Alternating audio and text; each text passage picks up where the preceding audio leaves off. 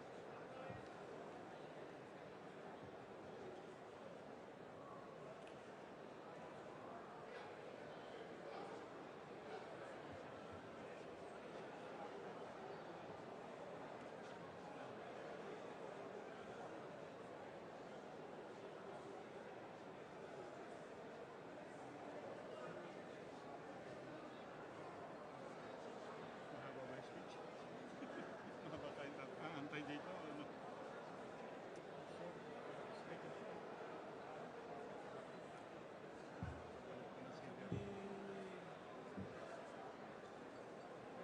Gob! Gob!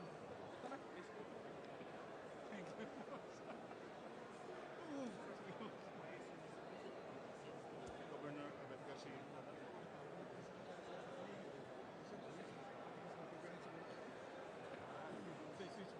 So, okay, ito muna babanggitin. We have to meet the president down there. We have to be accompanying him here. He sits down. Now, only sit down and then tatayo ka na siya. Okay, we all sit down.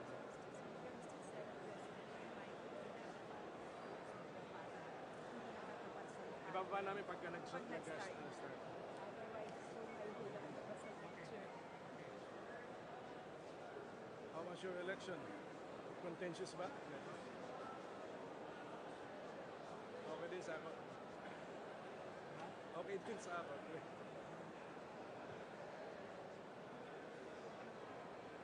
Kitang tulo diri, kitang tulo first timer tanan diri. Ang huling ko. Walang sumpa din sa cellphone eh. Kaya nga nagpinginan ako, nag-landline na ako eh. Hindi ka nag-presiding officer noon. Talaga. Eh, that means ganyan talaga ang buhay, pare. Ganyan talaga ang buhay. I mean, ikot-ikot eh.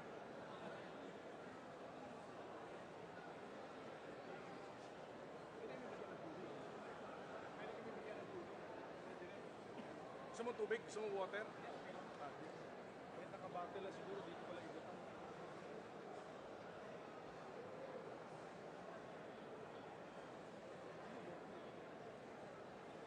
Kahit siguro bote, dito pala ilagay.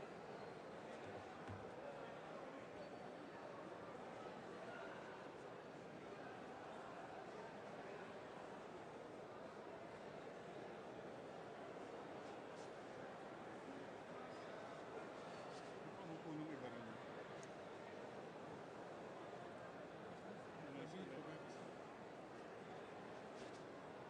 Naglalakad na yun eh. Dahil pa nakatayo sa gilid.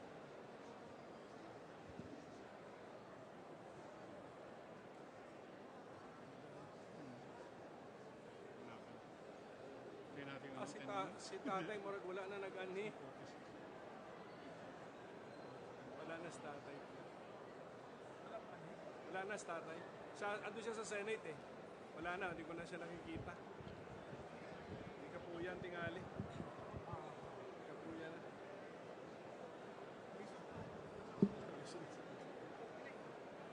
Dito. Wala na sila. Nagigilahan na eh.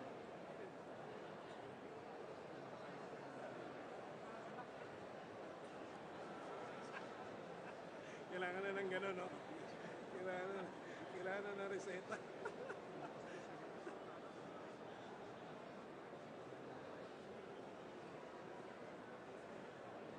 Ang family members namin.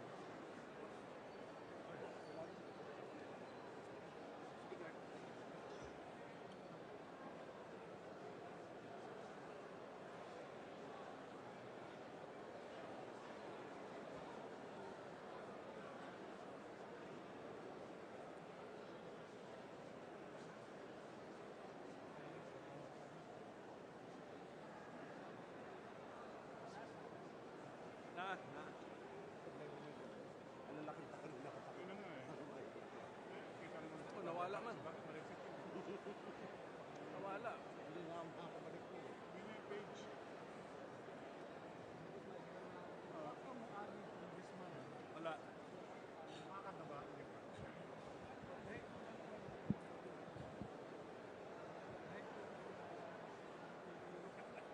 Asa dire. Oo.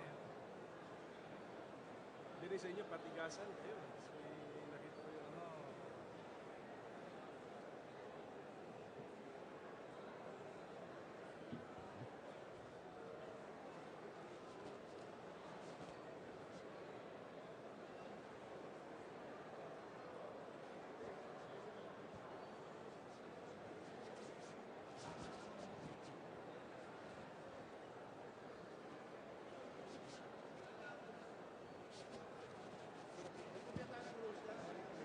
Rules natin.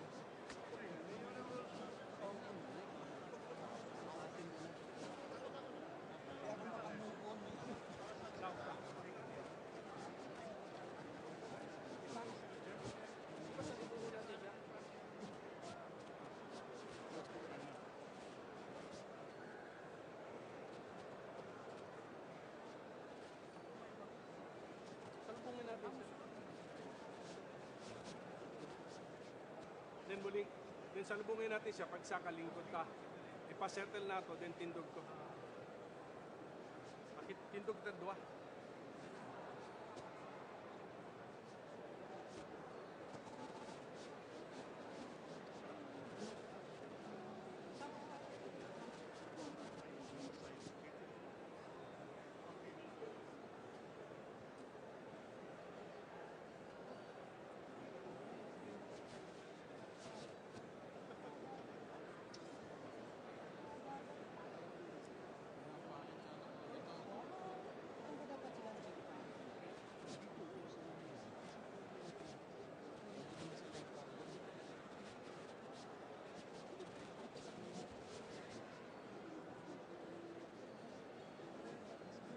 Si Ma'am nag-aanay ko.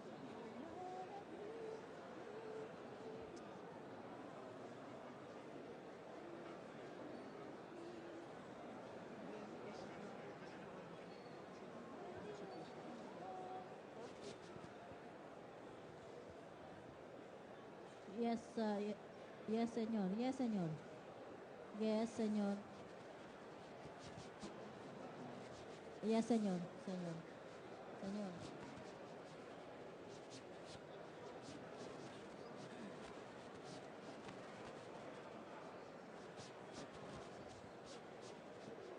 Señor.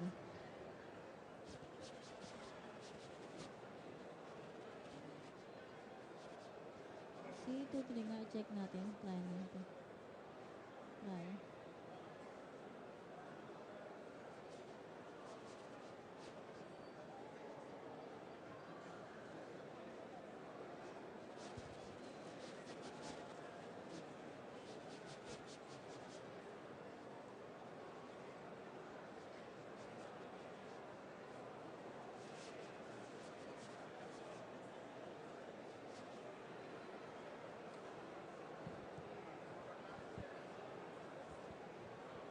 Okay ko na nakatayo. Kaya okay ko na. So, dapat magpapapirma pa na ako. 1 minute lang.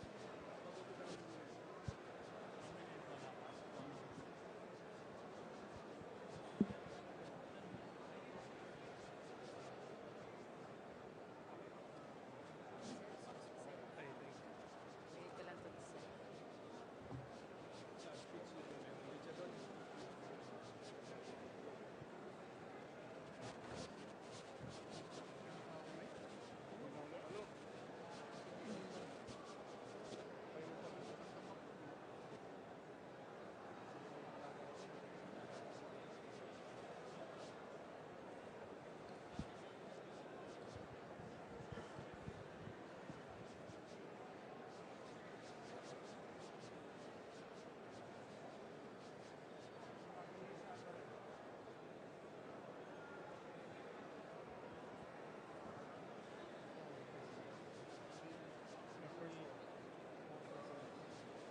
Pag-stay ka na siya sa reception, after reception sa iya.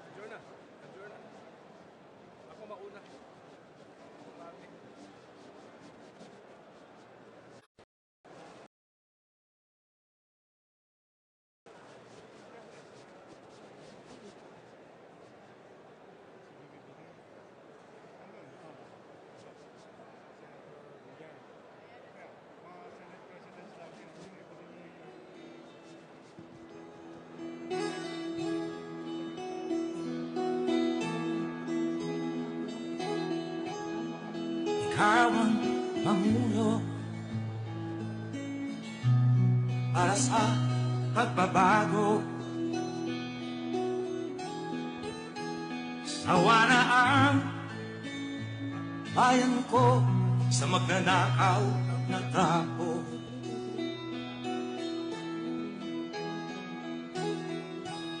Madilim na kahapon, ikaw ang mag-aahon. Sa piling mo, di ko mawawala ang korupsyon.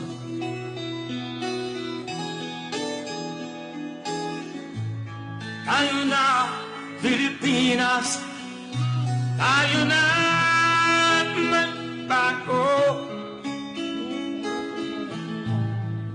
Hawak kamay tayo para sa pagkasenso. Ikaw at ako, tayong lahat kay Rodrigo Duterte, para sa tunay na pagbabago.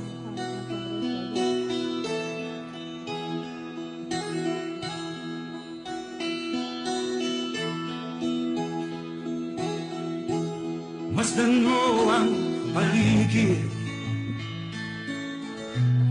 alamat mga krimen, rape. Ladies and gentlemen, the President of the Republic of the Philippines, President Rodrigo Roa Duterte.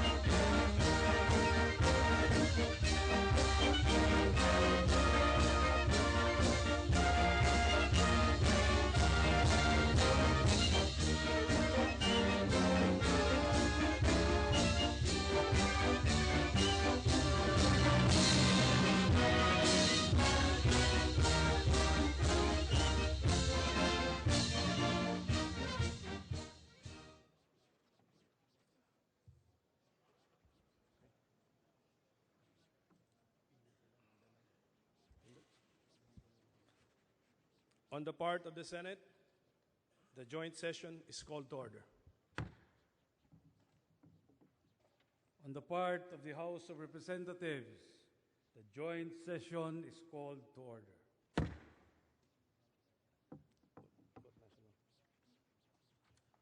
Please rise for the singing of the Philippine National Anthem to be led by Ms. Bayang Barrios.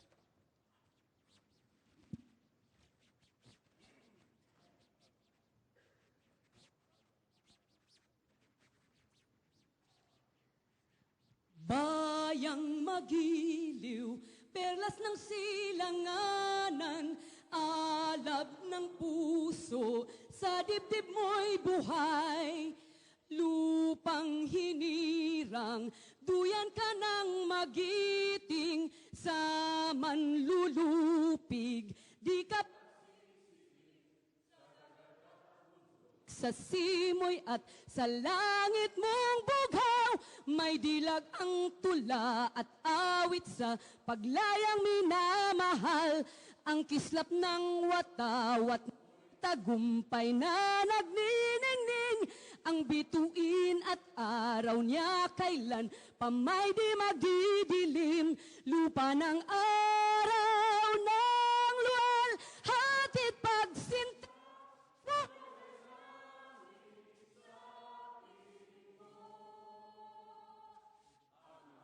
Kaya na pag may mang-aapi, ang mamatay ng dahil sa'yo.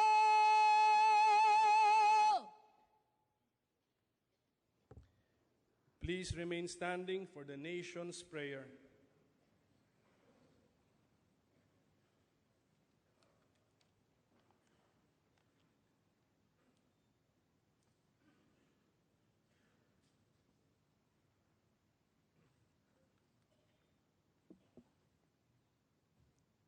Panalangin ng sambayanang Pilipino.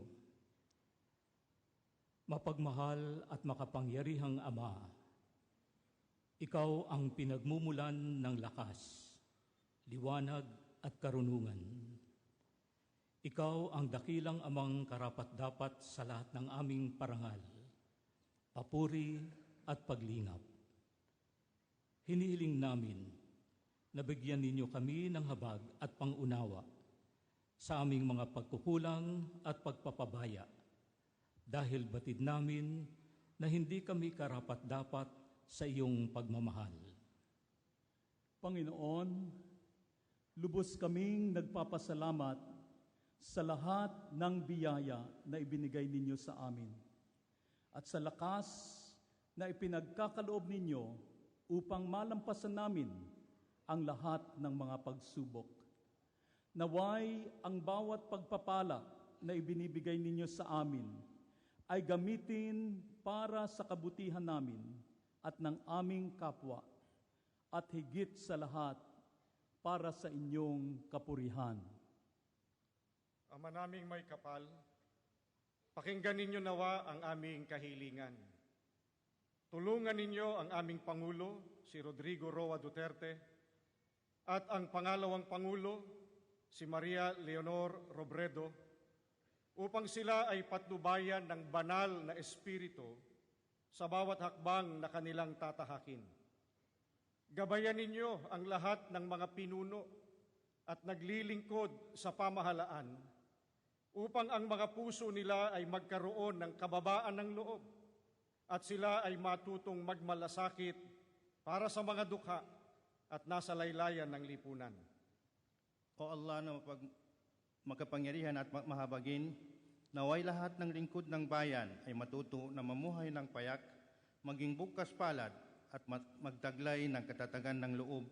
Dalangin namin ng pagmamahal para sa bayan at pagsasakripisyo ay mamayani higit sa sariling adhikain, habang ang laban sa karahasan na nagaganap, naway ang mga tagapangasiwa ng ating batas ay mapangalagaan at mabigyan ng proteksyon. Kalingain mo kami mapagmahal upang ang pagkakaisa ay maghari sa kabila ng aming magkakaibang paniniwala. Naway at lubos na pagpalain ninyo ang bayang Pilipinas ayon sa inyong kagustuhan. Idinadalangin namin, Panginoon, na maghilom ang aming bayan at ang kapayapaan at kaunlaran ay mamayani ngayon at magpakailanman. Amen. Amen.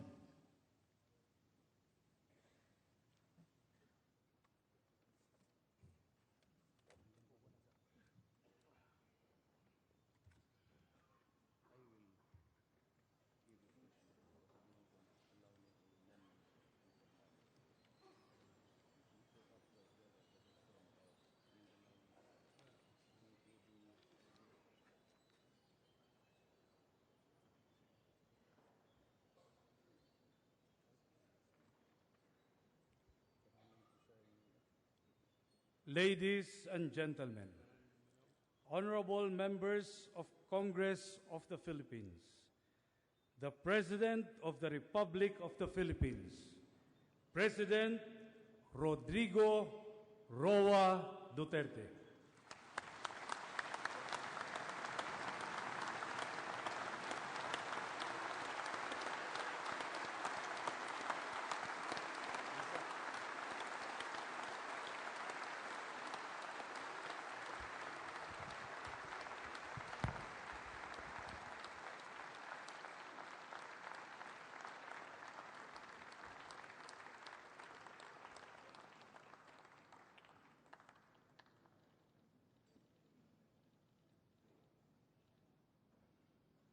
Kindly sit down. Thank you.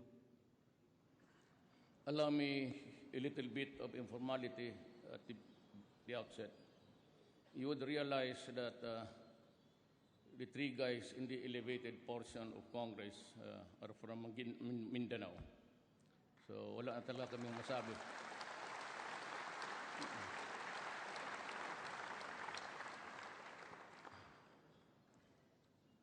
Senate President Aquilino Pimentel III, members of the Senate, Speaker Pantaleon Alvarez, and the members of the House of Representatives, Vice President Maria Leonor Robredo, President Fidel V. Ramos, President Joseph Estrada, President Arroyo, Chief Justice Maria Lourdes Serrano, and the Justices of Sereno, Justices of the Supreme Court, His Excellency Papa Nuncio, and members of the Diplomatic Corps. We cannot, of course, I have also to greet the Executive Secretary, Salvador Medaldia, the members of the Cabinet, fellow workers in government, my countrymen. We cannot move forward if we allow the past to pull us back. Finger pointing is not the way. That is why I will not waste precious time dwelling on the sins of the past or blaming those who are perceived to be responsible for the mess that we are in and suffering from. Except maybe to extract a lesson or two from its errors, we will not tarry because it is the present that we are concerned with and the future that we should be prepared for. Lest I be misunderstood, let me say clearly that those who betrayed the people's trust shall not go unpunished, and they will have their day in court. And if the evidence warrants, they will have their day of reckoning too. When I decided to seek the presidency of this republic, I knew what the ills of our country were. I knew their causes, and I was briefed on those who caused the causes. I heard the people on the streets complain that justice had become illusory, that equity and fairness and speedy disposition of cases had deteriorated into hollow concepts fit only for muscular dissertations. It was and still is very sad indeed. As a former prosecutor, I know there are always ways of knowing how fast or how slow cases go.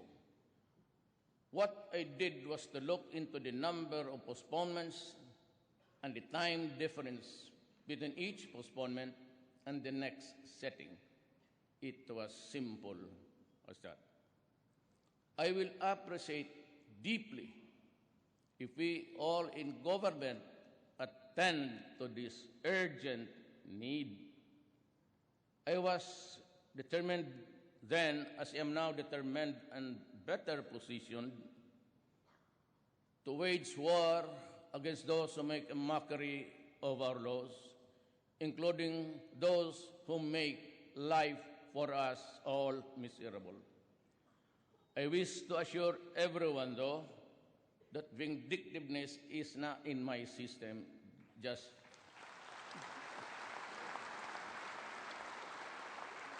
like you and I, all equal treatment and equal protection are what I ask for our people.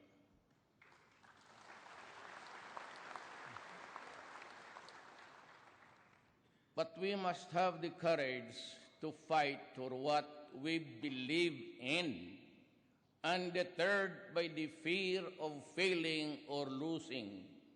Indeed, courage knows no limits. Cowardice does.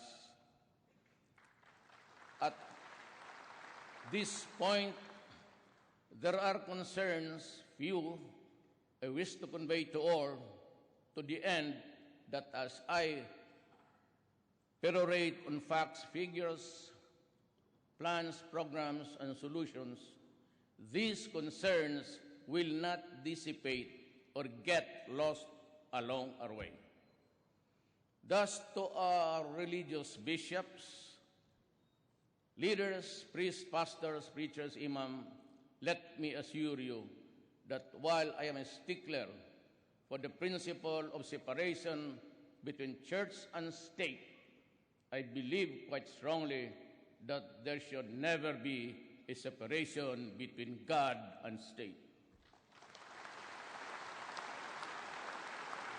During my inauguration last 2016, I said that the fight against criminality and illegal drugs and corruption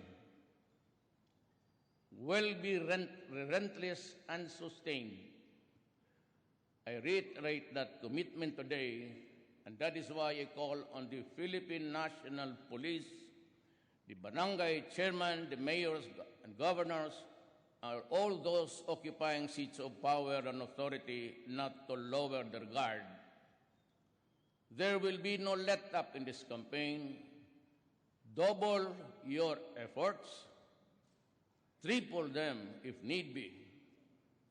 We will not stop until the last drug lord, the last financier, and the last pusher have surrendered or put behind bars.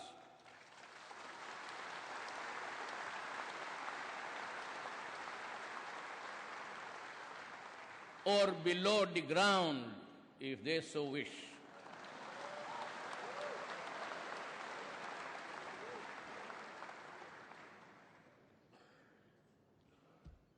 To our police officers and other officials, do your job, and you will have the unwavering support of the Office of the President.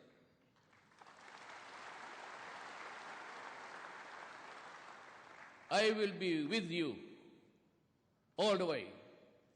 Abuse your authority, and there will be a hell to pay.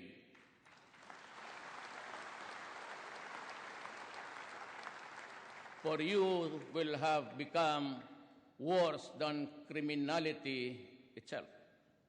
I order the National Police Commission to hasten the conduct of investigation and adjudication of administrative cases against police officers involved in criminal activity and illegal activities, and prescribe policies on lifestyle checks for PNP members. In this quest, I will put at stake my honor, my life, and the presidency itself.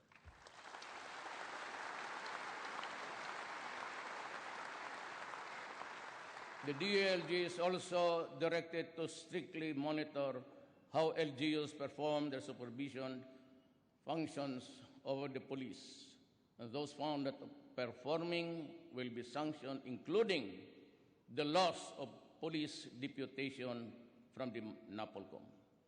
Let me repeat my warning to all.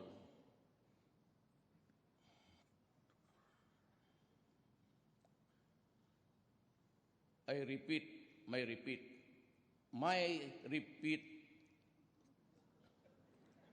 to all. Do not do drugs.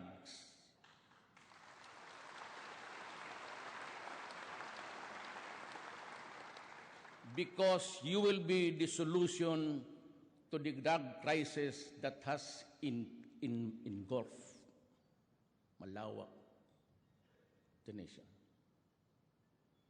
We will create an interagency committee on illegal drugs that will integrate efforts and strengthen the partnerships of all stakeholders.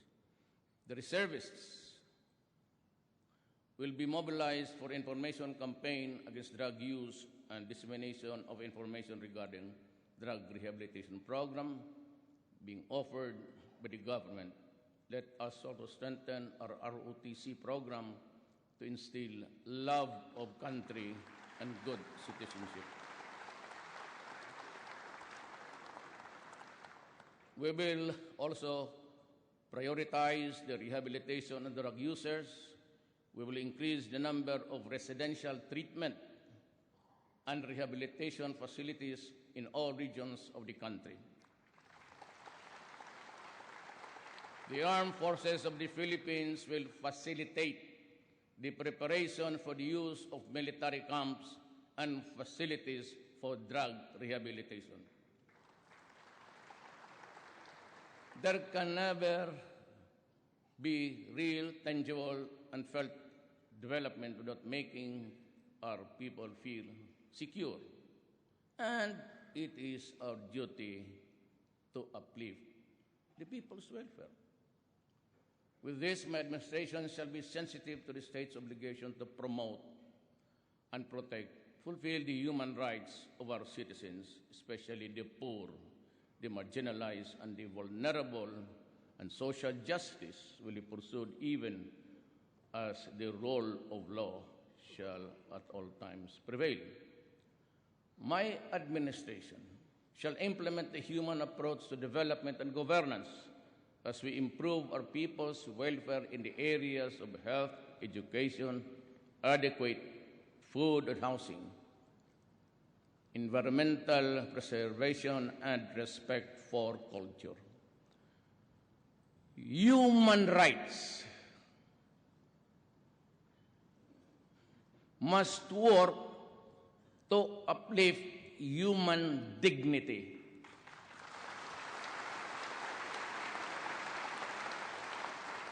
But human rights cannot be used as a shield or an excuse to destroy the country. Your country, I am my country.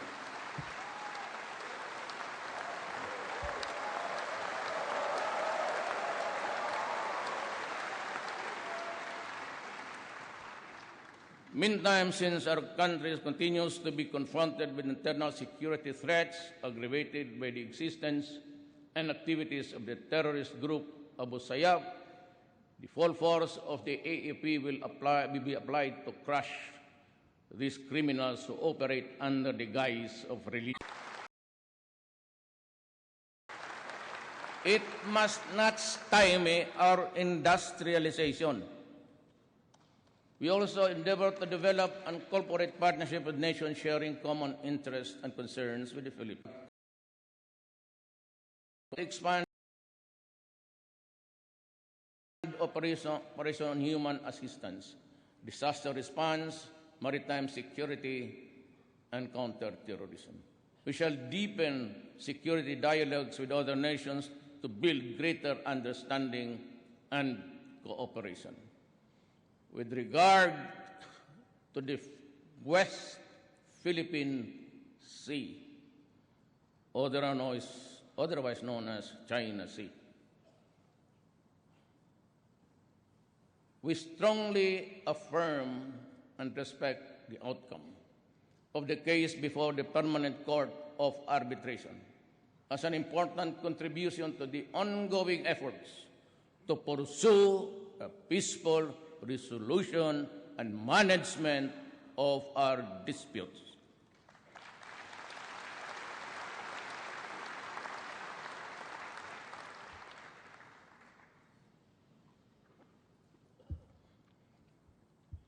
On the aspect of our peace processes relating to our engagement with the international community, the Philippines shall remain committed to work under international and with industrial partners, achieving lasting peace and progress in the country. We will vigorously address the grievances that have been time and again expressed not only by the Bangsamoro indigenous peoples and other groups for security, development, fair access to decision-making, and acceptance of identities. Enduring peace can only be attained only if we meet these fundamental needs of every man, woman, and child.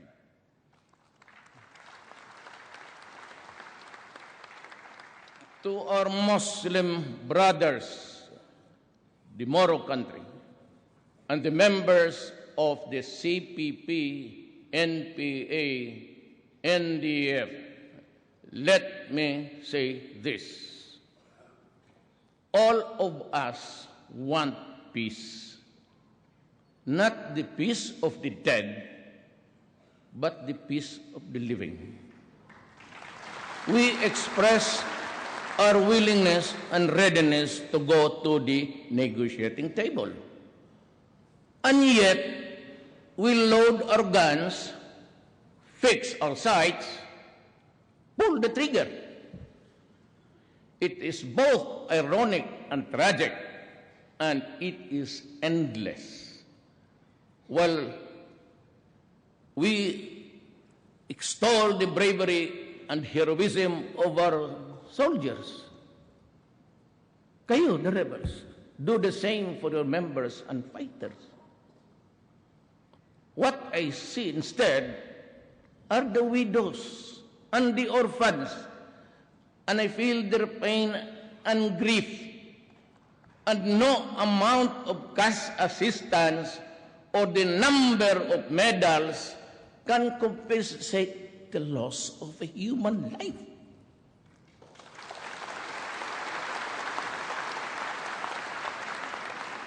Sorrow cuts across every stratum of society.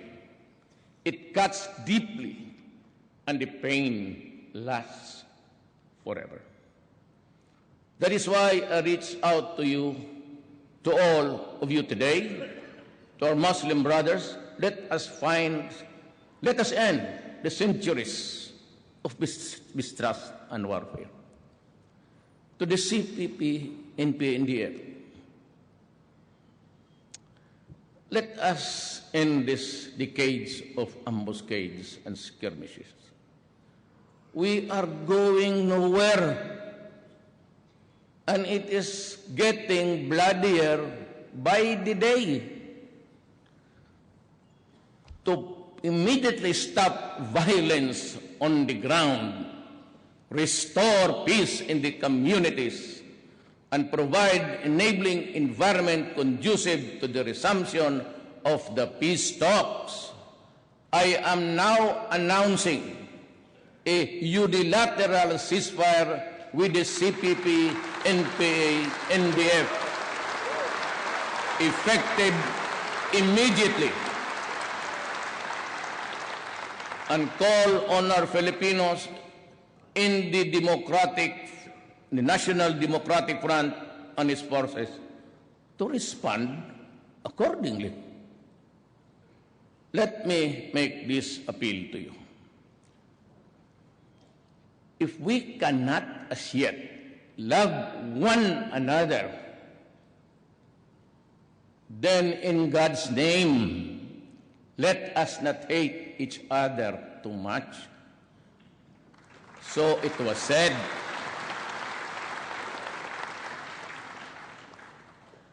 I say the same to you today. We will strive to have a permanent and lasting peace before my term ends. That is my goal. That is my dream.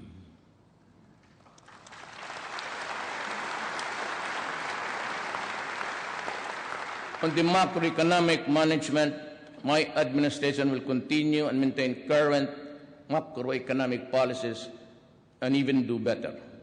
We will achieve this through prudent fiscal and monetary policies that can help translate high growth into more and better job creation and poverty reduction. By the end of my term, I hope and pray to hand over an economy that is much stronger, characterized by solid growth, low and stable inflation, dollar reserves, and robust fiscal position. On taxation, my administration will pursue tax reforms towards a simpler and more equitable and more efficient tax system that can foster investment and job creation. We will lower personal and corporate income tax rates.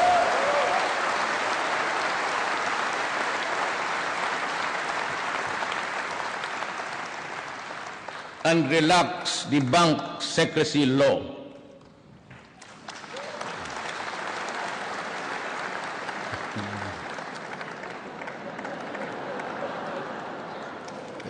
Na presidente ako eh. Ayaw ko sanang makialam dito sa mga to. Wala mo na. Well, anyway, may I continue? At the household level, there must be sufficient income for all Filipinos to meet the basic food and non-food needs for their families. We shall continue to track investments that will generate thousands of jobs each year, jobs that are suitable for the poor and less skilled members of the workforce. Reforms to ensure competitiveness and promote ease of doing business will be mandatory. Reacting to these needs, the restrictions on the economy will be needed to make more investments to come and to develop labor-intensive industries such as manufacturing, agriculture, and tourism shall be pursued. We must also invest in human capital and ensure equal access to economic opportunities. The implementation of the Responsible Parenthood and Reproductive Health Law must be put into full force and effect.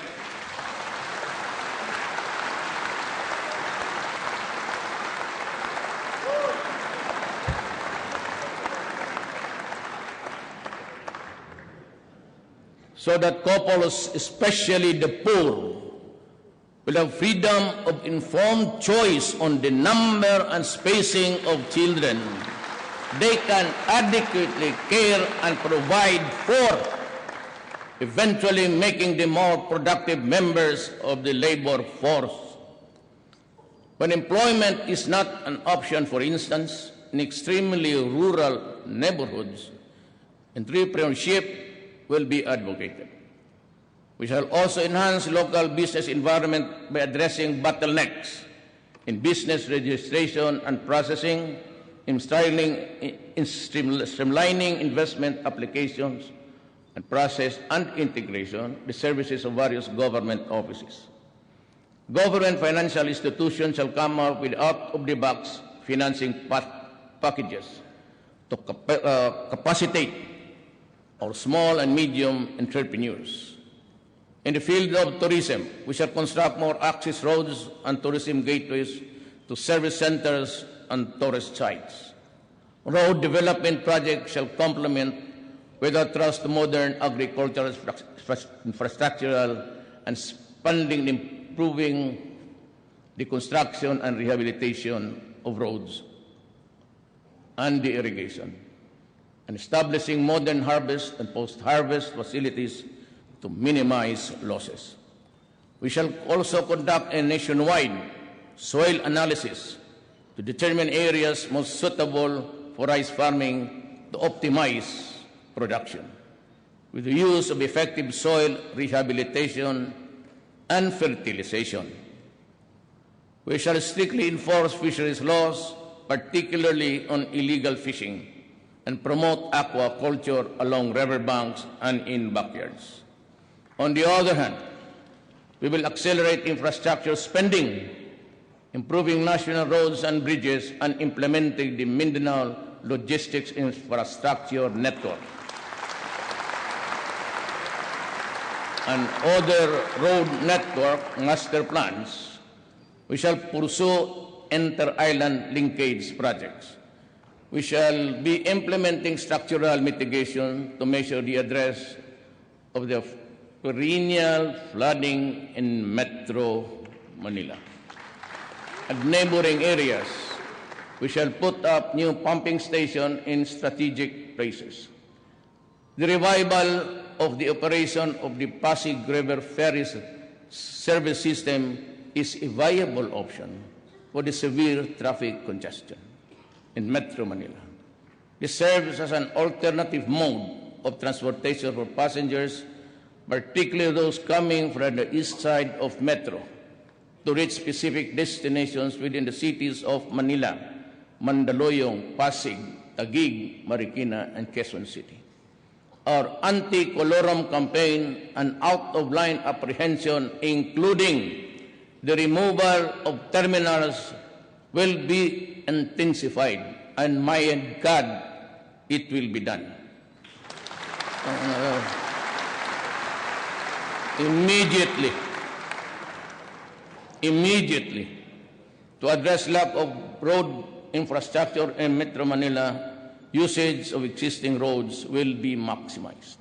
Thus, there is a need to cooperate and coordinate with LGUs to map out secondary routes and to consult various stakeholders, including the public transport operators. Many in government opine realistically that I would have to agree that the worsening traffic situation could be logically addressed if Congress would also accord emergency powers to the agencies concerned. Ayaw mo, okay lang rin. Pero nakita namin, kung gusto ninyong madalian, alam naman talaga ninyo, sagad na lahat. Sagad na. Nasa inyo yan.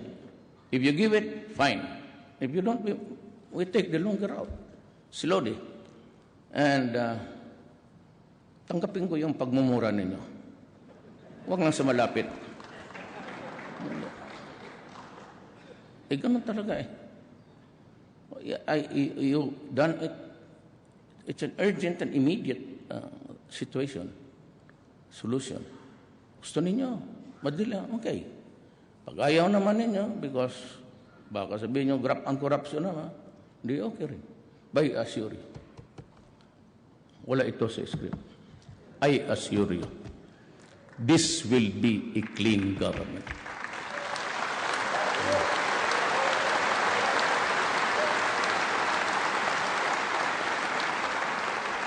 If that is the only worry that you have, and I can understand your misgivings, wala na ito sa, haba.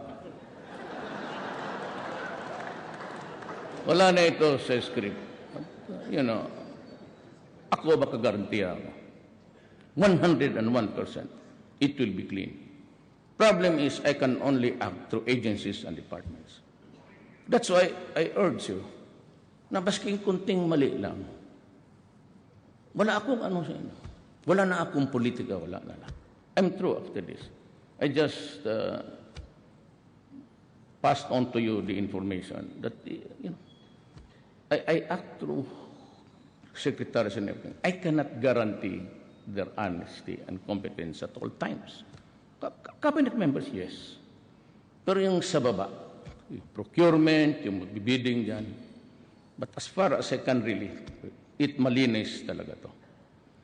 At napag-usapan namin sa likod about the federal system.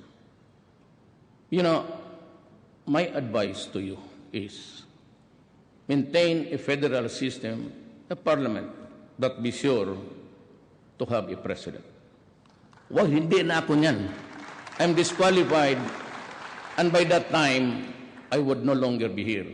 But I can commit today to the Republic of the Philippines and its people. If you hurry up the federal system of government, and you can submit it to the Filipino people by the 4th, 5th year, kasi proseso yan eh. You call for a referendum, and after that, call for a presidential election. I will go. Sibat na ako. But you must have a president. You copy the France system. Huwag mo hiyaan yung puro na parliament, delikado yan. It takes time even for yung kagaya ng England noon. There was this bomb on the double deck. Took them time really. Because there's no one apparatus for a commander-in-chief down. You can have a president, you can elect. Maybe Tito Soto would be the lucky guy at the time. O limitahan mo lang. Ceremonial powers, power to dissolve, power to accept the resolution or whatever. Mandating you this, do that. Or ceremonial powers, except in times of need. If there's a demand for action, you must have a president. Wala na ako niyan. I said, if you can give me that document, I will urge you to conduct, call for an election the following week. And even if there's still 2 years, 3 years, I will go. Okay na ako. Do not worry about me. I am into that much ambition. Nanalo ko. Hindi ko alam bakit nandito ngayon. Noon, nandoon lang ako.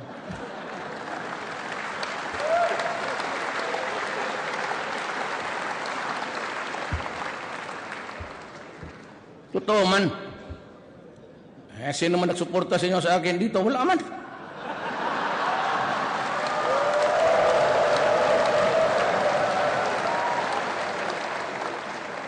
Not a single congressman, except for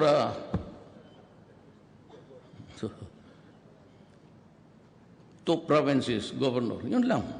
Wala akong barangay captain. Wala lahat. Pero ngayon,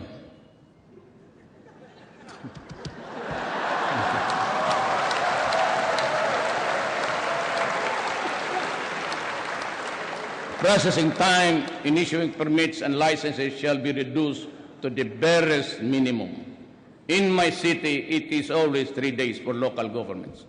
That will bind the office of the president down to the last barangay level. 3 days. 3 days. Local government. Business permit, clearances, no follow-ups. Bigyan mo ng stop. Be back next week. Tignan mo yung workload. And I will require every department, yung dito sa etas. They must have a logbook. Wag sa computer kay itong ganito na na-erase yan. Gaya mong date, time, I accept the documents of Rodrigo Duterte. Then you go to your computer. You must have an actuarial projection, sir. Look at the workload. Napakabubo man naman kinama. Ilan ang workload ninyo? Tapos, bumalik ka dito August 3. 3 o'clock. Yan, 3 o'clock. Ibigay mo. Ngayon, I will be establishing 8888. Only for dedicated to corruption. Pag may marinig ako sa executive department, even a whisper, hiwalay-hiwalay na tayo. Marami dyan sa gallery, marami dyan, walang trabaho, nag-a-apply hanggang ngayon. Hindi naman lahat kasi mayayaman yan eh. Mga asawa ninyo ata yan.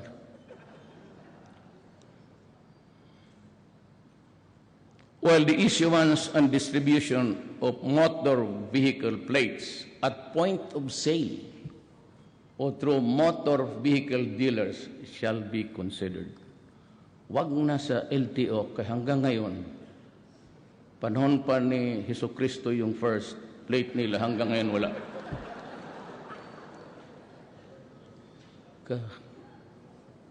Bayad na yun, until daw, sa awa ng Diyos.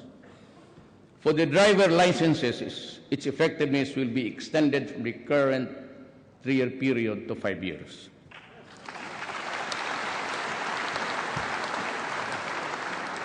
To reduce queuing time at ticketing stations, tickets sa mga train will be made readily available and easily accessible to the riding public kung bilihin mo yan sa malls, stalls, and stores. Ipinagbibili mo yung diyan mo na ibigay. Accredited.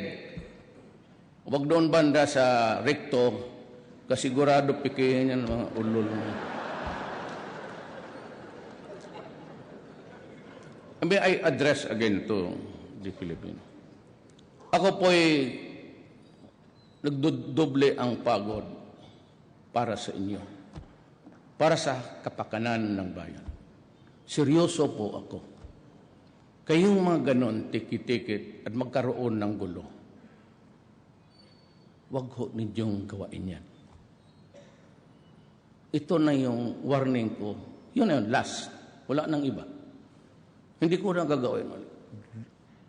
Huwag ninyong sirain yung mga bagay-bagay na ginagawa namin para sa kapakanan ng tao. Mabuti ang magkaintindihan tayo.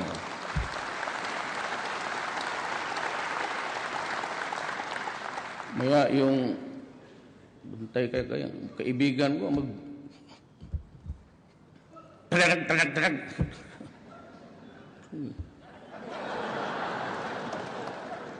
Kaya wag ninyong gawin.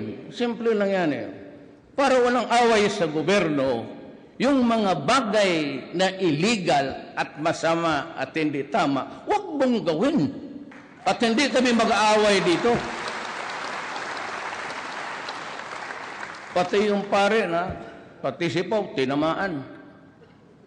Okay, let us be clear with each other. I am for the comfort and the welfare of the Filipino. Kayo namang hindi pa bungog dyan, hindi pa pumasok yung mga droga. Kung ayaw ninyong mamatay, ayaw ninyong masaktan, huwag kayong umasa dyan sa mga pare pati human rights, hindi nakakapigil yan ng kamatayan. So huwag ninyong gawin, tapos nandiyan ka, nakabulagtad, and you are portrayed in a broadsheet na parang Mother Mary cradling the dead cadaver of Jesus Christ. Ayan yung mga yan eh. Magdramahan tayo dito. Dito ako nakatingin kasi dito yung public eh. Alam mo, ilang beses ko na sinasabi, sa Davao, wag mong gawin. Kasi magkakaproblema tayo. He who is the cause of the cause is the cause of them all. Ikaw yung nag-umpisa, you swallow. Ulitin ko he who is the cause of the cause is the cause of them all. Kami nagtatrabaho lang. We have a nation to guard. We have millions of people to see that they are healthy. It's a question of drug, it's a question of public interest, public order. Kita mo, lesser crime. Wala na kasing magnanakaw. Wala na nag-hold up. Kasi pare yan. Kita tapos sa bila, maliliit lang yan. Gamitin mo utak mo. If you're able to contaminate, kagaya ng negosyo ng mga Chinese, wholesale yan sila. Maski kunti-kunti, the whole of Tondo contaminated, pera yan. I'm not saying it's Chinese. The practice of itong wholesale retail. They go for wholesale. Maski na kumita lang ng isang piso dyan sa isang kaso, okay na yan. Kasi paramihan eh. Yan ang ibig kong sabihin. Now, I hope the military and the police will not react on this. It's part of the deep intelligence that we have gathered. I'm forced to come in public kasi pati yung mga pare nagaano. Alam mo, kayong mga media, naghanap kayo ng where's the big fish? Saan yung bilyonaryo na mayaman? Yung may kotse, may mga Mercedes, may... Ma'am, nandoon yan sila sa labas. Wala dito. Magdala ka ng isang batalyon na pulis para hulihin natin doon. Kung kaya natin.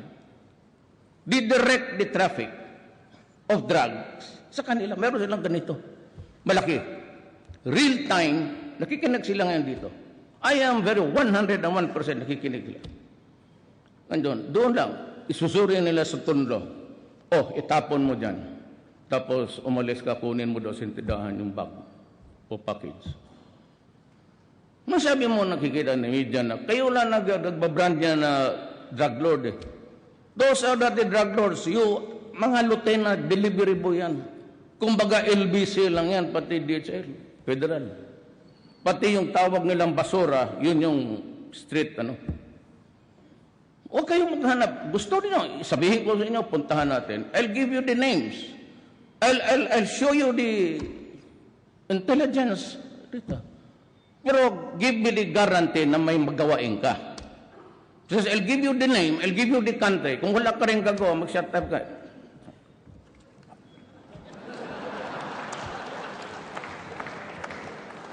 Kaya hindi lang kami na, do not get too personal about our work here.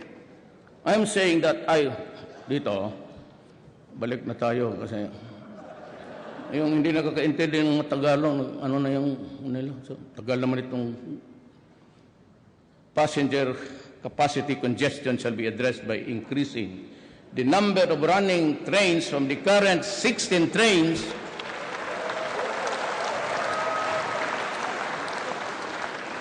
with a total of 48 cars per hour to 20 trains, with a total of 60 car per hour. Now, you increase the train speed from 40 to 60. Ang problema nito, yung mga railway na, di na ito kasali dyan. Huwag mo maniwala dito. 2/3 of this are mine. The other 3 is correct yung grammar ko, yung ano lang nila. 60 km per hour. Problema nito, and you must agree with me, that the rails are quite aged. Most of the rails, maybe, doon pa yan sa panahon ni Marcos, Imelda. Nandiyan pa. Ngayon, sabi ni Tugadi, kaya pagbigay sa akin, sabi ko, 40 to 60 kilometers per hour. Sabi ko, Art, sigurado ka makahold ang rail yan? Baka maputol yan, magdiretso yung train sa Cavite. To diretso sa Cavite, maglipad doon, kay Tolentino. Oh, bakit may train dito sa Tagaytay? It's quite fast. Quite fast, 60 kilometers per hour, and you're pulling something that's heavy. When it really moves, mawala ng ano, it moves with the speed at a heavy thing, at a great speed. Mahirap mong sumasadsad kasi mabigat. And reduce headway time from 5 minutes to 3 minutes. Mahina lang tayo ng plano ni Tugati, mahina lang tayo ng 1 minute. Sa Hong Kong, 2 minutes. Kanya, 3 minutes. At ambisyoso ka. Kaya mo kayo ito. Specifically for the LRT, the operating hours shall be extended from 9:30 to 10:30 p.m. Kasi marami pa mga bata mag-uwi niyan. And to absorb more passengers, delays in the procurement of additional trains shall be addressed soonest. Now, yan ang sinasabi ko. If you want the long way, fine. Wala akong problema. Sabihin ninyo na doon ang we go the normal way if you are able to make purchases. ang maganda nito, I have signed the executive order sa aming FUI. Naunahan ko kayo. Yung inyo na, nandoon na sa akin. Tapos na ako. Ilabas ko na. It will be out today. Alam mo, sabi ko, unahan ko dating kongreso, puro mayayabang yung buong dyan. We grab there's a stealing one's thunder. Kaya nga, unahan na natin. So, we shall also pursue rail projects in Metro Manila at the major key points and the country, including the Mindanao Rail Project. Hindi ako nagyayabang, pero totoo talaga to. Depende sa federal, but 6 years, lalabas talaga ito, I assure you, because it's going to materialize. Rail projects, the about transit system, the Cebu transit system.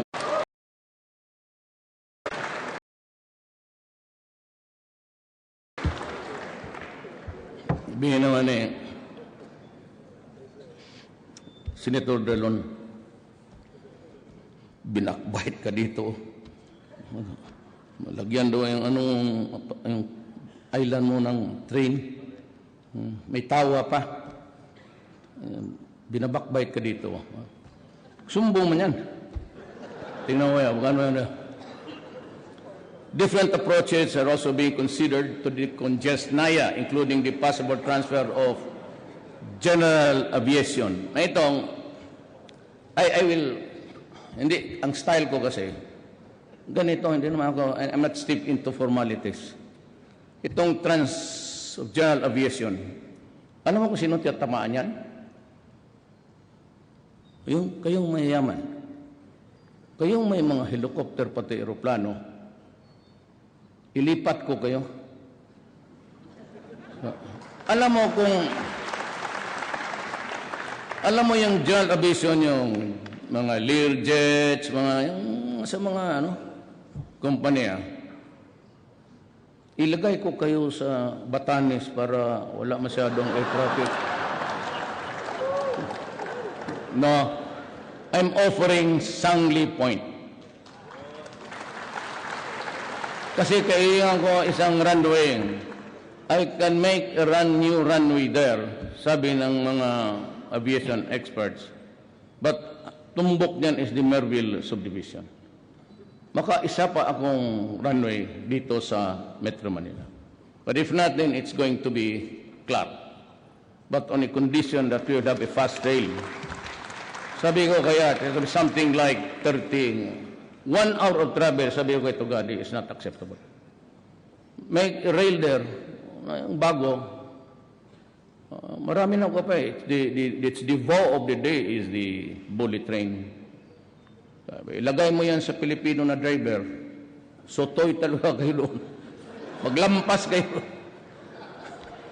The Clark Airport can be utilized to shift some operations of our domestic and international airlines. Moreover, a one-stop shop will be established within the civil aviation complex for the benefit of the overseas Filipinos. Ito, mangyari nito. To utilize the Clark Airport, it is necessary to establish yung mga you have a rail to connect. Tapos na yan, itaas mo na kayo. Gitagalog ko na. In the area of environment, the military is directed to intensify its makinig kayo kasi gitawa dyan. The support role against illegal logging, illegal mining. Diyan pa naman si Gina Lopez. And other destructive practices that aggravate the devastation of our natural resources.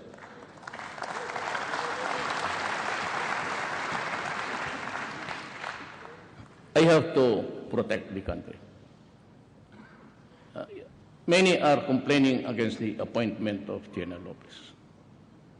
But si Gina, pati ako, we share the same paradigm. The interest of the country must come first. But hindi ko naman sinasabi, there's a law allowing mining.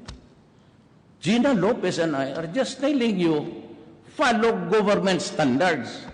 Do not destroy the environment. Follow it to a T. Wala tayong problema.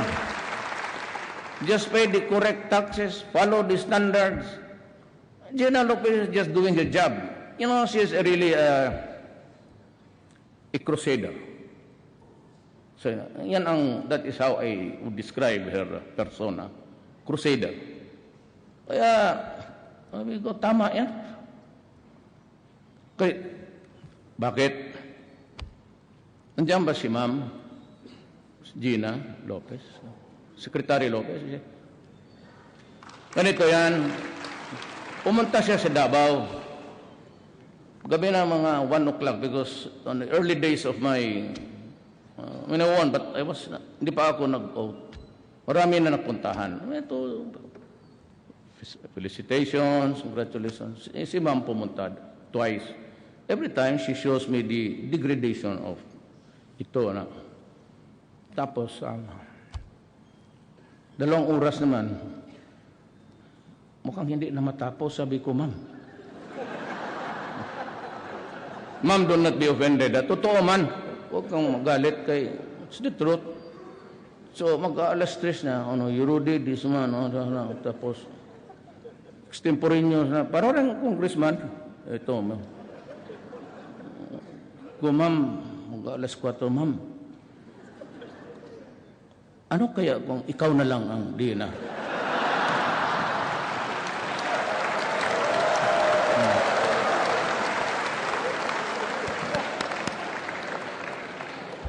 Bigla din siya nagsagot ka, totoo ka? Namasik ka ma. Sabi ko, hindi yun, oo.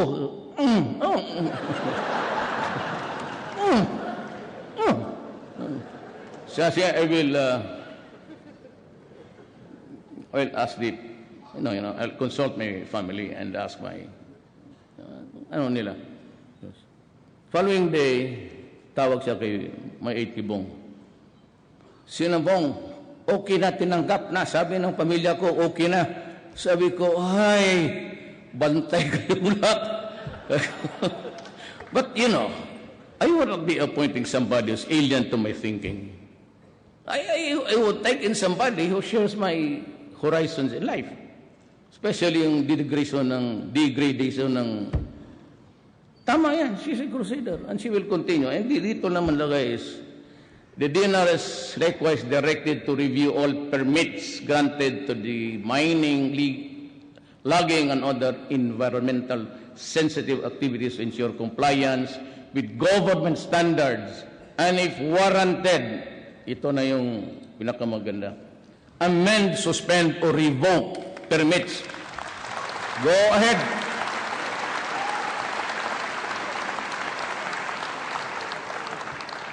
I'd like to thank God that I had this opportunity, really. I never thought umabot ako dito. I've always had that crank sa isip ko, mahirap itong Kaya itong Laguna Lake, naubos ng wala na ang fisherman. Yun na lang the difference between one big fish pen to the other. Yun na lang ang sa mga tao. Makita mo sa plane, every time, kaya go to Davao, I pass by that lake there. Every time kita ko, talagang wala ng And the fishermen are complaining about the loss. Talagang wala na sila. Kasi ang maliit na lugar, yun lang ang kanila. So dito, pinadaan ko lang a diplomatic way that the Laguna Lake shall be transformed into a vibrant economy zone showcasing ecotourism by addressing the negative impact of watershed destruction, land conversion, and pollution. Ito yung nilagay ko. Pero this is what I'm telling you. The poor fishermen will have priority in its entitlements. Order to Gina is, ayusin mo ma'am. Huwag mo namang ipitin, but they have to reduce the areas of occupation. they cannot have their cake and eat ito. Sila na yung may pera, sila na yung, this must stop. So, kung siya tanong sa kung sinong may-ari niyan, simple lang, mga general, mga mayor, mga governor, baka congressman. I mean, this is not personal. This is something which I feel that I must do because it is the right thing to do.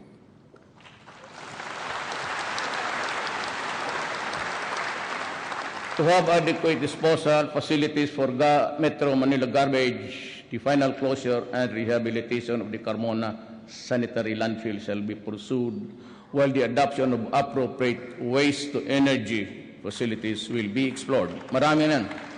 The technology is coming in very fast. In the area of governance, there's a need to strengthen our efforts along this line. Taas mo na. Mataas yung paragraph na yan. Ito. Select the best answer dito. Ang taas nito. Huh? Mabubuang ka.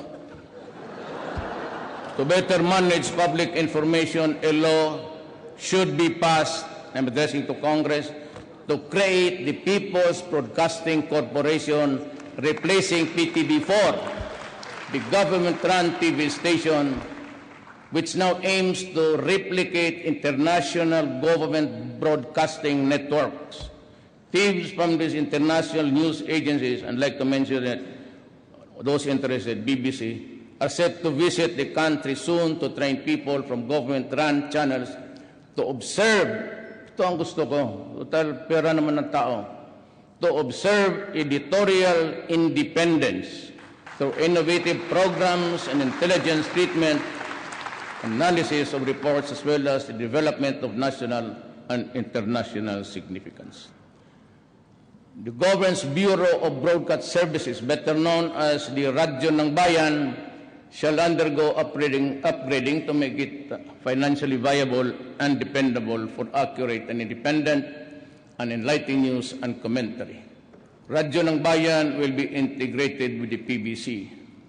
As we are presently setting up a presidential communications satellite office in Davao City, PBC will also put up broadcast hubs in the Visayas and Mindanao. Davao City will also be the first site with the first Muslim channel called as Salam Television and the first Lumad channel. The PCO shall coordinate with the Office of the Executive Secretary and Presidential Legal Counsel in implementing the recently approved EO on the freedom of information. This is the executive order. It's out. As an example, on the part of our executive branch to make transparency and integrity as yardsticks in government performance, savings, and expenses, while engaging the public to be vigilant and to participate in government programs and projects. The PCO, in coordination with the Executive Secretary, is drafting the administrative order on the Task Force on Media Killings. This government does not condone violence and repression of media.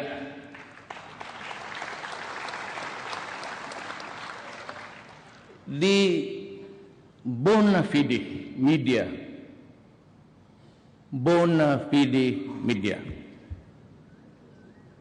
sometimes they pronounce it bona fide, but whatever that thing is, the bona fide media has always been our partner for change. Di medyo klaro yan. Anong gawin mo sa hindi bona fide media? Yan ang problema. To address backlogs, unlock prosecutorial effectiveness and efficiency, the investigation and case management processes shall be streamlined, including those for illegal drugs and heinous crimes. To eradicate the prevalent cultures of fear and silence that they have founded our justice system, I ask Congress, you, to enact the whistleblower protection law, while the present witness protection program shall be strengthened.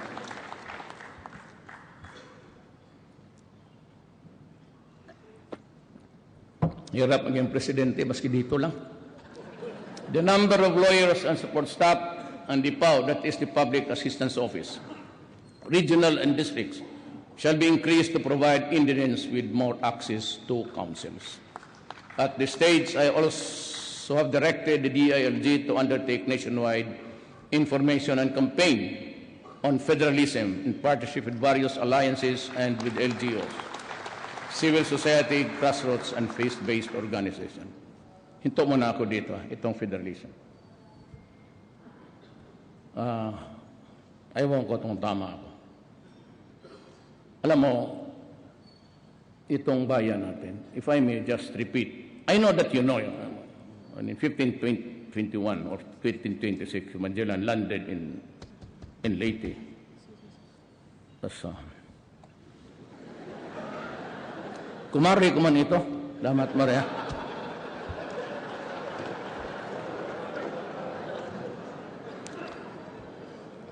Mindanao was already Islam by 100 years. So, ano ito? It's an imperialism thing. There's a historical injustice committed against the Moro people. We have to correct it. But it is well nigh impossible now. Kaya kayo mga kapatid kong mga Moro, alam naman ninyo, ako ay mixed. Migrant ang tatay ko ron. So, some ay mixed blood ako.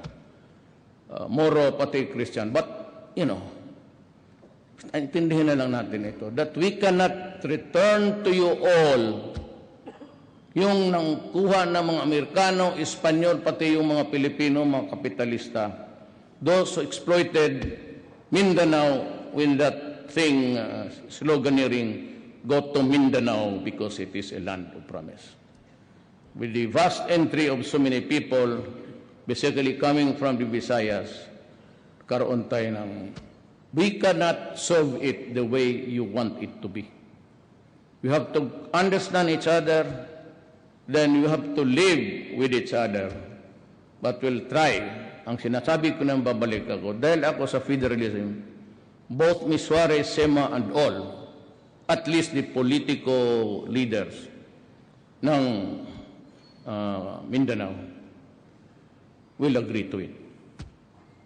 We do not, remember that ako yung, hindi ko dinidikdik yung masyadong abusayap because it is really connected with the first talks between Ms. Suarez, the president, subsequently to President Marcos, and until now. Until now. The only way they said that we can have is, yung BBL, ibigay na natin. Minus the things that you do not want, yung constitutional issues. Tanggalin muna natin. Ibigay ko yung area. Ay, wala natin. Nandiyan na yan eh. So, I ask you, pass it minus the constitutional issues that are contentious. Bigay na natin at when the federal system comes, isali mo na sa package together with Ms. Suarez. That is the solution for Mindanao. Nothing else. Believe me, nothing else will do. Please sleep on it. Ponder on it, because that's the only way to proceed. On the clamor of our citizens for timely issuance of Philippine passports, the government shall work towards amendment of the 1996 passport law to lengthen the validity of the passports from the current 5 years to 10 years.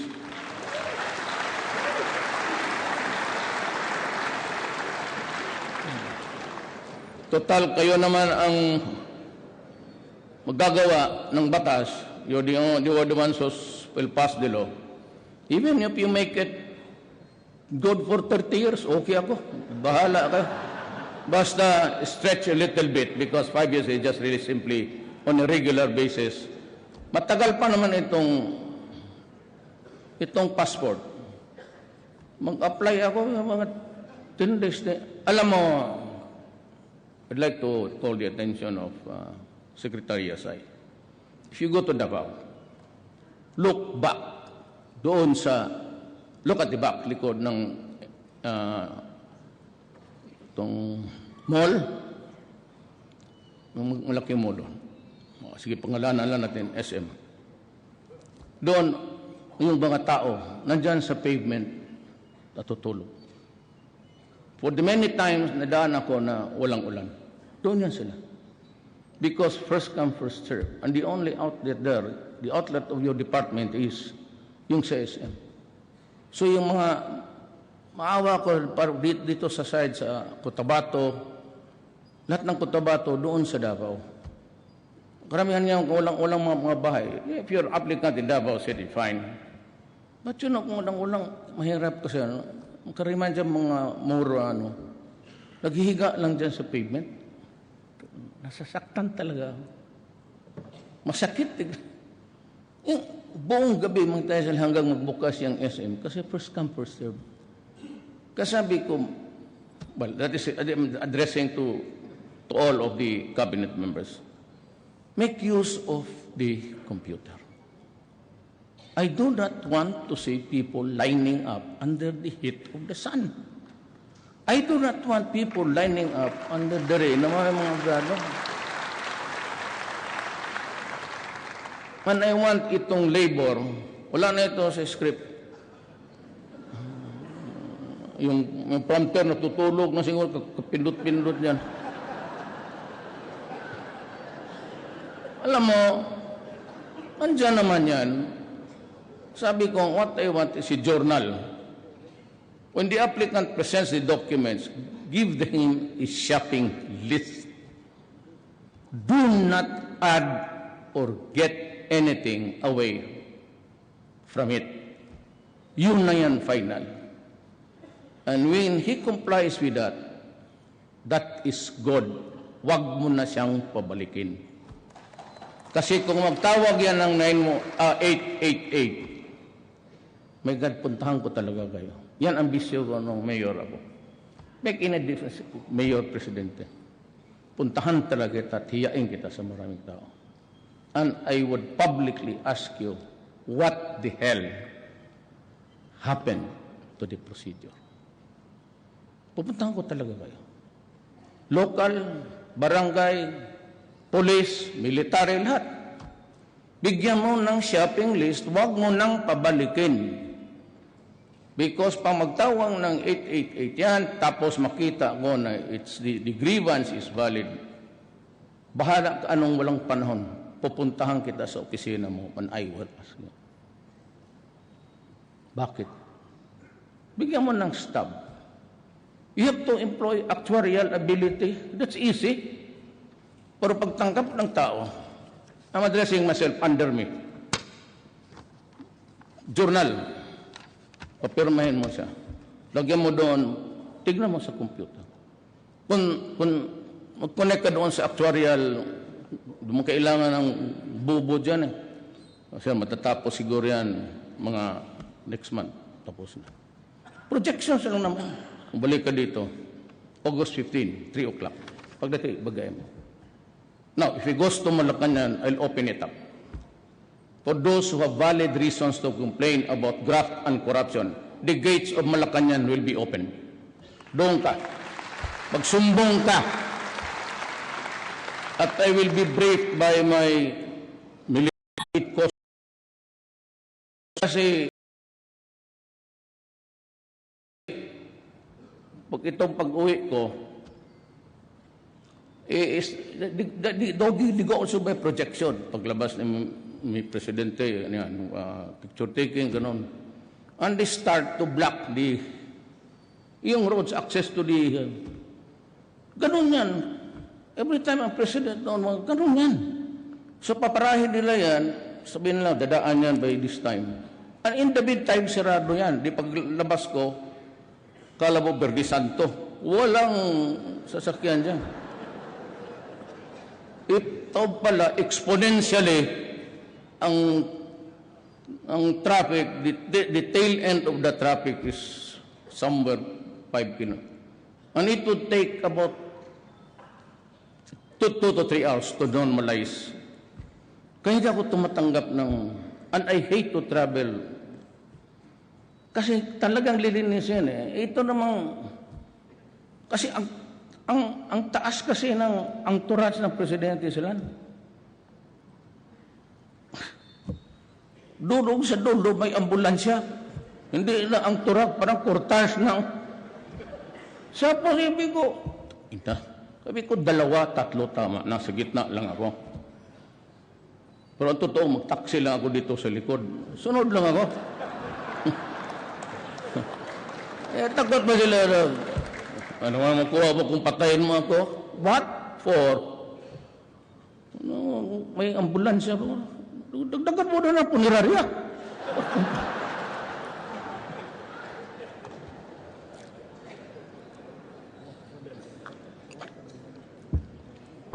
I have also ordered DFA to streamline documentary requirements and passport applications and open additional consular offices in strategic places to decongest Metro Manila sites and avoid queues that have caused hardships and suffering to passport applicants.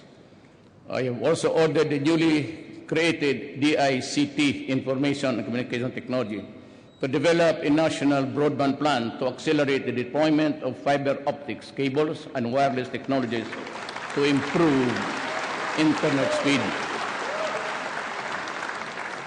Ito para ito sa alam ko, mahal kong mga kababayan, maligayahan kayo nito.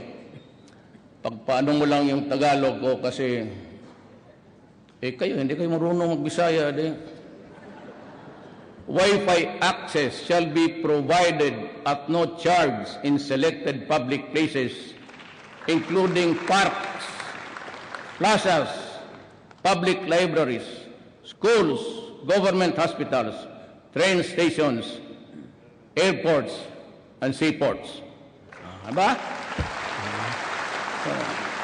Happy lahat. All government agencies are instructed to enable their clients to submit applications for coordination, other agencies combined. Taas mo, wala na yan. Ayaw na magsalita. In the national portal, yes, because it's our parang website. Ito, we shall intensify, mainit talaga ako dito. I place it in parity with drugs. We shall intensify our war against human traffickers and illegal recruiters that prey on our migrants. To help ensure that the hard-earned money of the Filipinos overseas are put into productive use, a mandatory financial education for all migrants and their communities will be pursued with intensive courage and entrepreneurship among them. I may now also ask on Congress to consider drawing up bills consolidating and merging agencies and offices having to do the overseas Filipino to have a department that shall focus on and quickly respond to the problems and concerns. Kailangan mo ng isa. And I have asked, I don't know, Secretary Bello is here. Bebot. Wala. Absinero talaga yan. Kasi sa cabinet absinero yan. Gusto ko, he will will list some buildings near for overseas only. At lagyan ko na i-direct all BIR, lahat na BIR, lahat something to do with the clearances of the police in one building, may booth lang. I said, my God, make use of the computer. So doon lang siya mag-ikot sa isang building. Ang Pilipino, di na siya magpunta doon sa statistics, di na siya punta doon sa dyan sa office niya.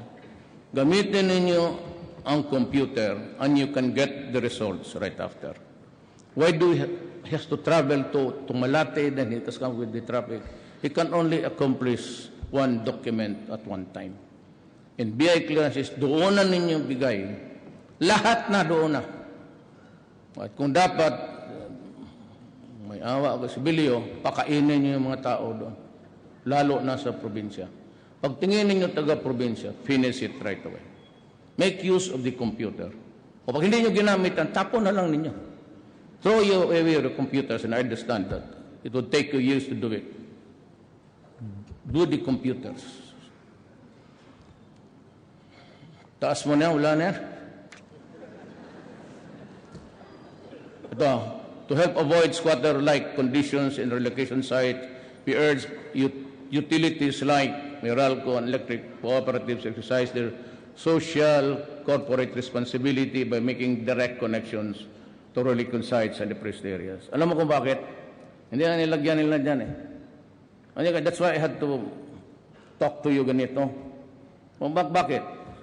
It's because walang kurente pagka mahirap ka. You do not own the land. The city engineer would not. That is my experience, 23 years as mayor. Hindi magbigay ng direct connection. Kasi hindi ko may-ari ng lupa. But that squatter there has been there for 20 years. So mag-connect sila. Pagka-connect nila, ang gamitin nila yung wire na, yung pinakamura. So it overheats because connect na lang sila kung sino yung minsan magnakaw. You know, we will have to make the adjustments. It is not for these people to make the corrections because they are not in a position to do it. We have to adjust to the needs of our people. Total yan naman yung as a squatter na yan. As long as I sit there as president, there will be no demolitions without relocations. Dito lang ba pa yan? Hindi naman aso yan na, just like in Davao. I'd like to make a dialogue with the businessmen. Sir, how much are you investing in this land you have bought with the squatters? So I bought it at about, 60 million? Dagdagan mo ng 20 million. So 80. Ako na ang bahala. Sabihin ko doon sa mga tao, bili tayo ng relocation site or I will provide. Government will expropriate. I will make use of the expropriation powers.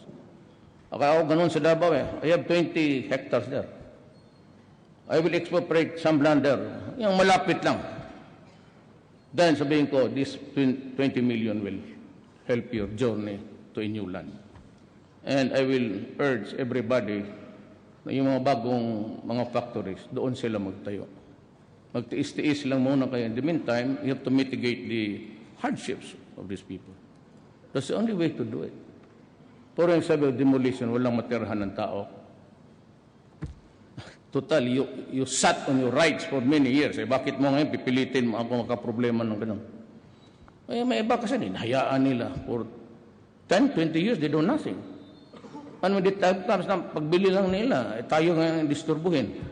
O di gumastos ka, para mas madali. Just add a little bit more. And there will be at least peace. Pag hindi, wala yan.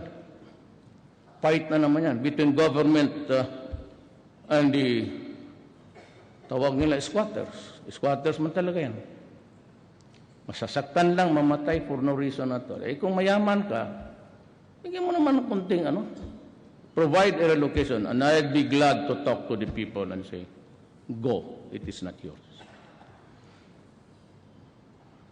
I have directed the concerned regulatory agencies to prioritize the issuance of required permits for power development.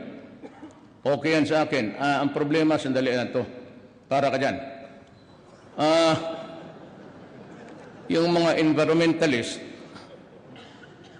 meron tayong kasi marang yung coal, pati itong energy emissions. Wala man akong problema dyan. But do not tell me na if you, ambassador ka tapos sabihin mo sa akin na medyo hanggang lang dyan kayo kasi kami hanggang dyan dito lang kami. Ano?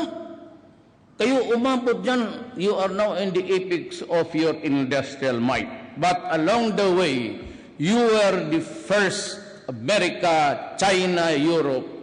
Kayong bumabog until now, we contribute only something 0.0. So if you put so much restrictions doon sa treaty na yan, the treaty which we are trying to, it's still here in the Senate.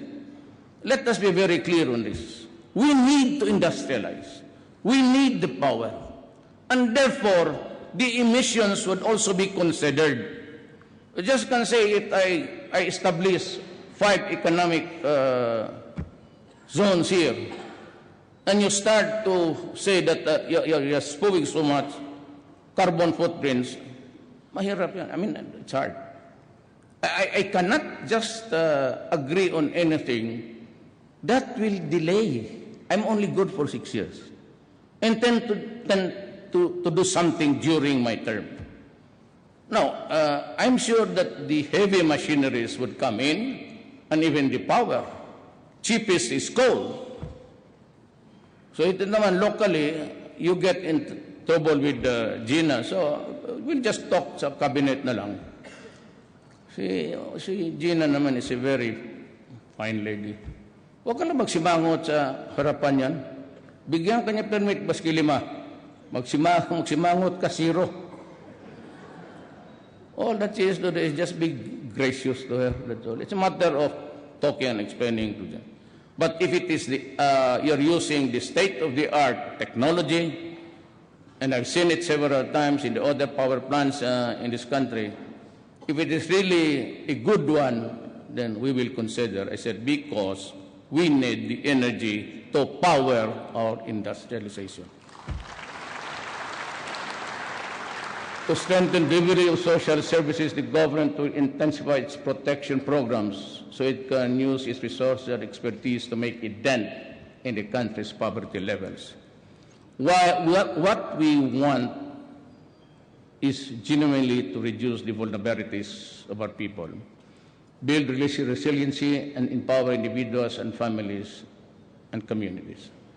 The beneficiaries of Poor Peace shall be made to become independent and self-reliant after they have graduated from the program.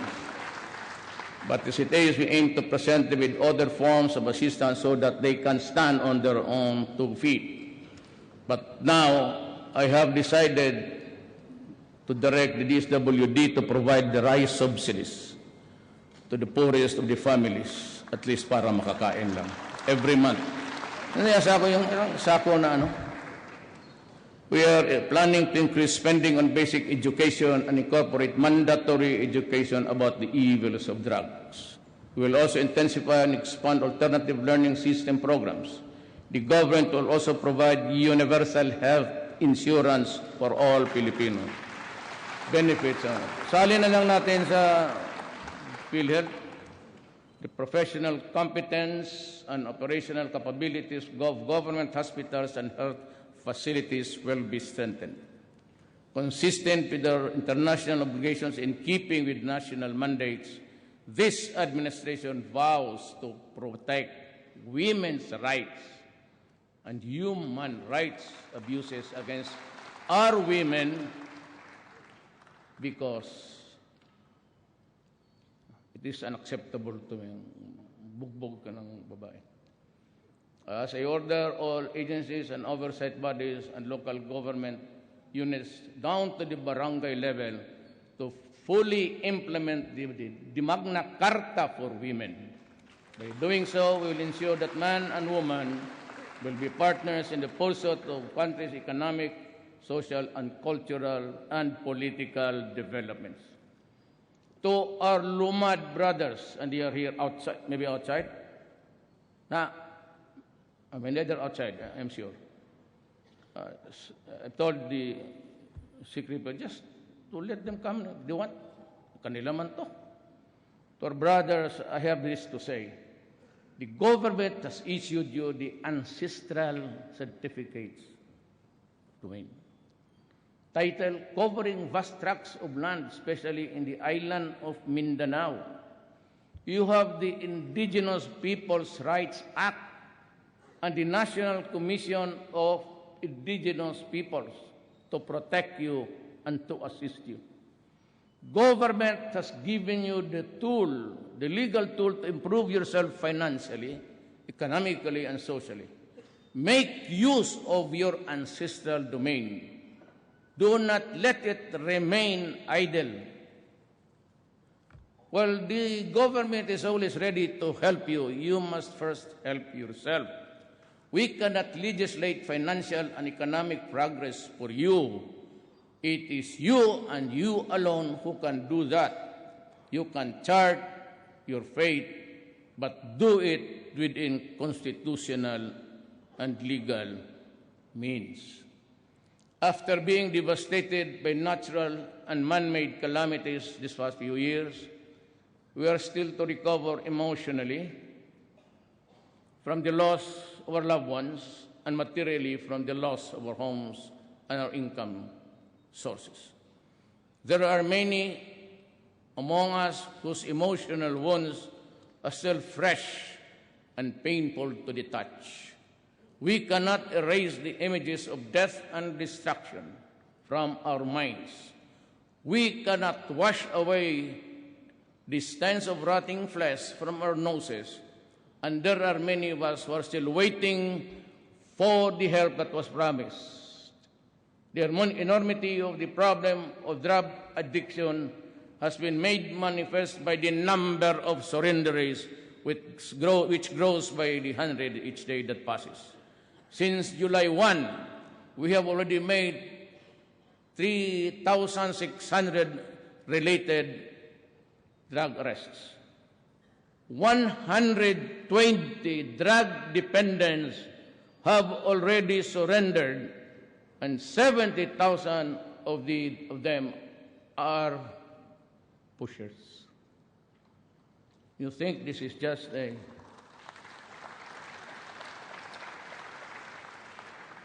It would take the entire resources of this government to fight this war. I have nothing but the interest of my country. But in its wake, because the PDEA says that that was a statement made by the Philippine Drug Enforcement Agency. 2 years ago, PDEA came out with a statement that there are 3 million drug addicts in this country. That was 2 or 3 years ago.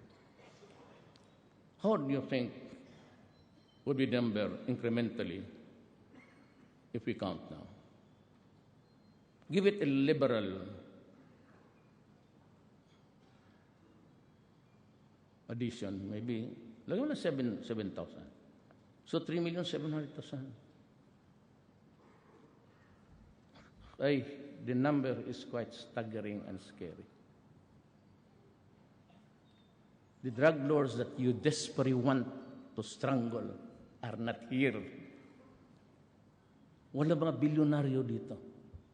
The ones that you catch running after are just the lieutenants. They do it by technology. They're cooking it in the international waters. Tinatapon nila yung bulto by the drums. Dikitan nila ng GPS. So makikita ka. We are hard put sa intelligence because they've invented this direct satellite. Hindi na magdadaan niya ng...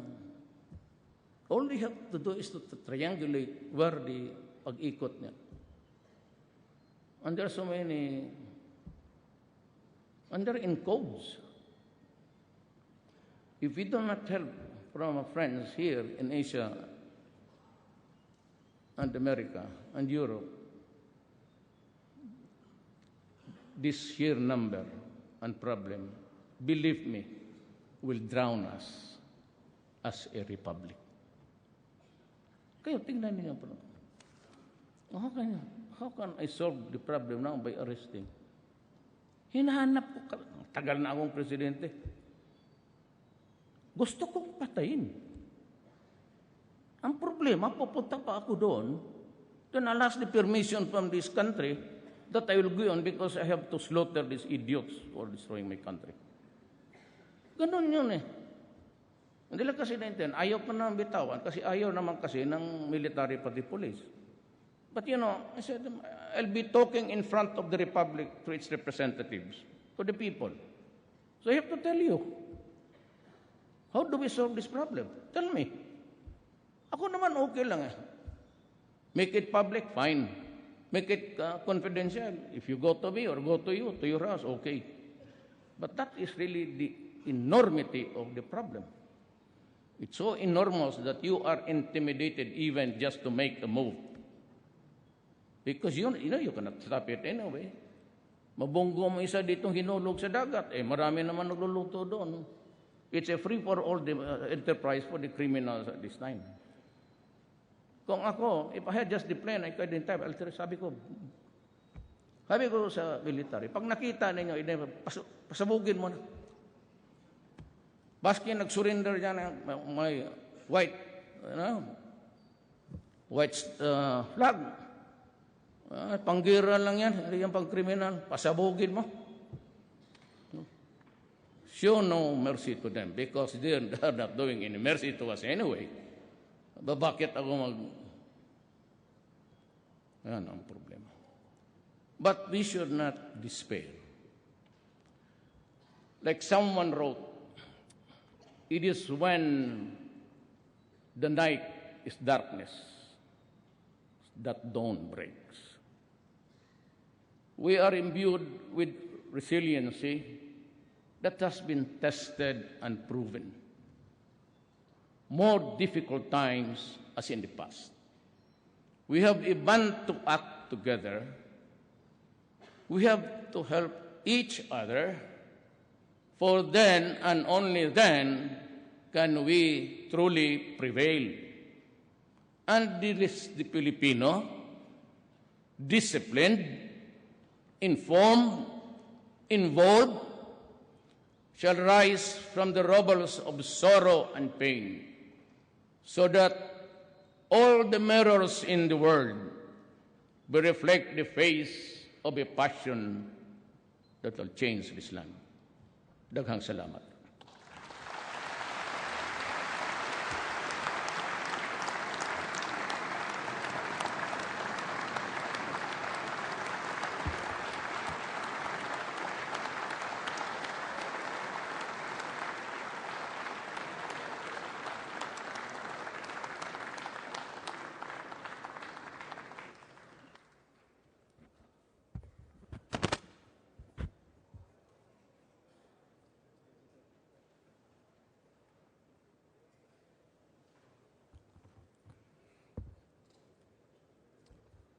On the part of the Senate, the joint session is adjourned.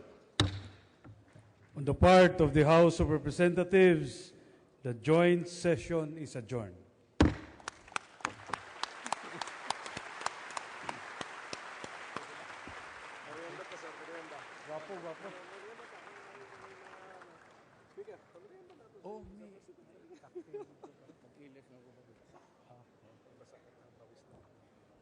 Thank you, sir. Sir, storya naman yan. Ito tayo, sir. Mr. President. Mr. President,